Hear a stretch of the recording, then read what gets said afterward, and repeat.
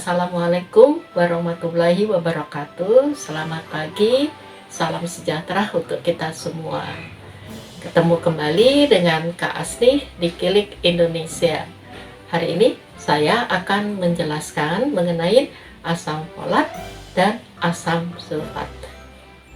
Asam folat atau folic acid ditemukan oleh Maxwell dan teman-temannya pada tahun 1941. Rumus kimianya C19H19N7O6.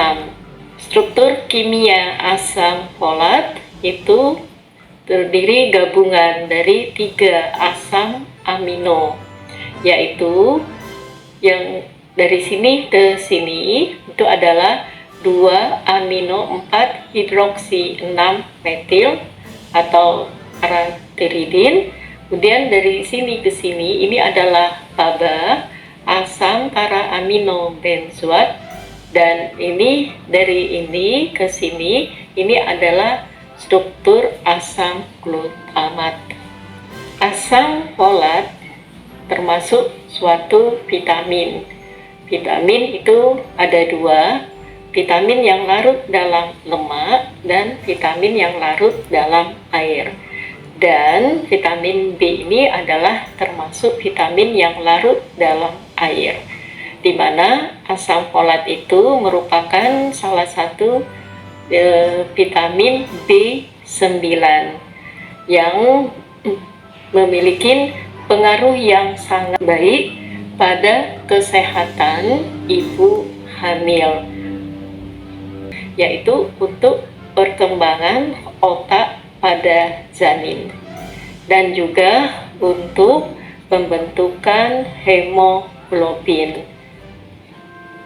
Jika ibu hamil tadi kekurangan asam folat, maka dia akan mudah terkena anemia dan dapat menghambat perkembangan janin. Asam folat ini banyak terdapat pada sayuran yang berwarna hijau seperti bayam, brokoli, dan juga pada biji-bijian kacang polong, dan pada hewan banyak terdapat pada susu dan hati. Asam sulfat. Asam sulfat dengan rumus kimia H2SO4. Ini contohnya strukturnya seperti ini ya, ini merupakan suatu ikatan kovalen. Asam sulfat termasuk asam kuat ya, termasuk asam yang kuat dan dia larut dalam air. Dan di mana asam sulfat itu dia bersifat korosif yang dilambangkan seperti ini. Jadi ada tangan terteteskan dengan suatu zat. Ini bersifat korosif. Ini contohnya asam sulfat. Kalau kita beli di pasaran atau di laboratorium biasanya diwadahi tempat seperti ini. Dan kegunaan asam sulfat itu banyak digunakan di industri dan di laboratorium kimia. Jadi contohnya ini misalkan untuk mengisi air aki ya, untuk kendaraan bermotor. Nah, jadi asam sulfat tadi juga banyak digunakan di industri, contohnya untuk pembuatan aluminium sulfat, di industri besi dan baja, untuk pembuatan pupuk, dan juga untuk pembuatan deterjen dan membuat nilon.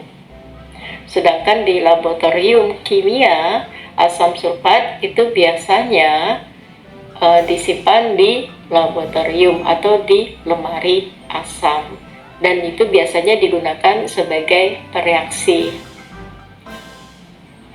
Tadi asam sulfat tadi kan dia ini mudah meledak. Jadi kesimpulannya asam folat atau folic acid itu sangat bermanfaat bagi ibu hamil.